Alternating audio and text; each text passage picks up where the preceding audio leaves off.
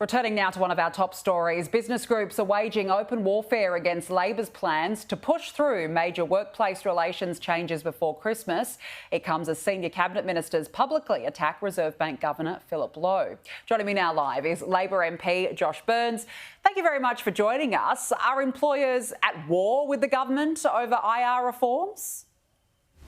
Well, good morning, Danica. It's nice to see you and be with you this morning. I don't think that that's a really sort of accurate description. I think that obviously businesses are going to raise concerns. They're absolutely entitled to do so. But what we're going to do and what we're focused on is getting the wages of Australian workers moving again. It's exactly what we were elected to do. It's what Labor governments do. And for too long, we've had stagnant wages in this country. And we inherited government with a 14% gender pay gap. We want to see the wages of all Australians, but especially Australian women working in feminised industries increase. And this bill's going to address that. But it's not just business groups. The RBA has come out and Qantas is pushing back. Are you sure you've got this legislation right? Well, what we are focused on is getting the wages of Australian working people up. And, you know, everyone was so hyperbolic around the minimum wage increase that we said we'd submit upon coming into government. 5% increase in the minimum wage, and the world didn't fall in. The sky didn't fall in, Danica.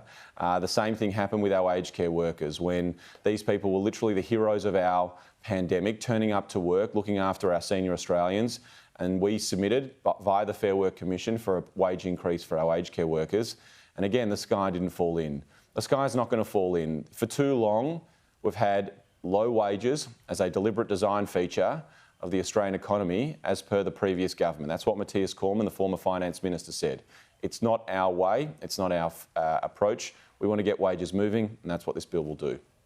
I want to move on to another matter now. 9 newspapers this morning reporting that Federal Coalition MP Stuart Robert advised a lobbying firm that helps companies secure government contracts, and he's come out this morning denying these allegations. Should the allegations be investigated?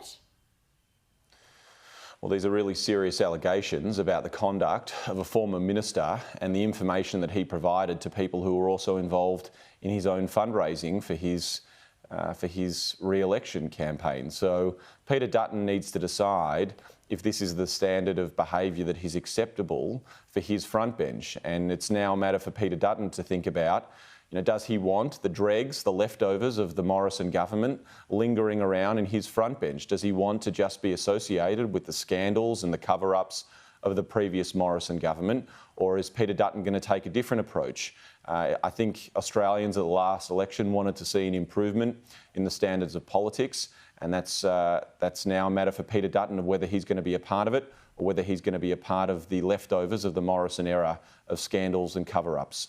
But does it present, though, more of a bigger problem? Are there gaps in codes of conduct for members of parliament that need addressing? Well, I mean, if you're a minister and you're giving out information to people who are helping you fundraise and helping them get access to public funds, then this matter needs to be looked at, and made sure, and Peter Dutton needs to make sure that he's comfortable with what's gone on here.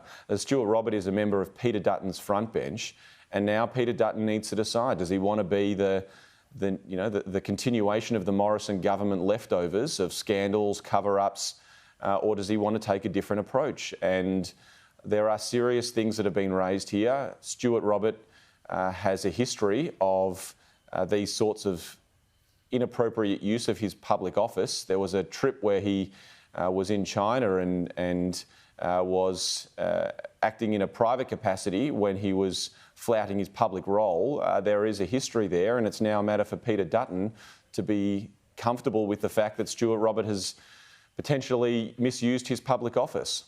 All right, just finally, I want to ask you about the Victorian election. This morning, polling by the Redbridge Group suggests that the government could lose at least a dozen seats and could be forced into a minority government with the Greens. Is it going to be hard for the government to get re-elected, in your view? Well, let's see what happens on Saturday. I've obviously I'm extremely proud of some of the work that the Victorian Labor government has done. In my own electorate, every single school pretty much has been upgraded. They are places of excellence of public education, and that was due to the efforts of the Andrews Labor government. The government also got rid of level crossings surrounding my home, and it's been a huge benefit of when I've been driving around my local neighbourhood and around Macnamara. But of course, one of the other things I'm really proud of about the state government is their leadership on renewable energy. The Liberal Party wants to take us back towards more fossil fuels, and the Andrews Labor government wants to return 100% renewable state electricity commission back into public hands. I think it's good policy. We'll wait and see what happens on Saturday, but I am hopeful to see the re-election of the Victorian Labor government. Well, it's going to be an interesting weekend. Josh Burns, thank you so much for joining us.